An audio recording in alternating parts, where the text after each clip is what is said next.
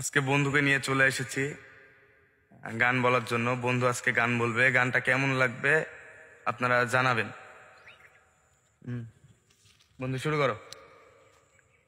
উদাস দুপুর বেলা সখী আসবে কি একলা নদীর ঘাটে রে, দেখতে তোমায় মন চাইছে, ওলো কি দেখতে তোমায় মন চাইছে।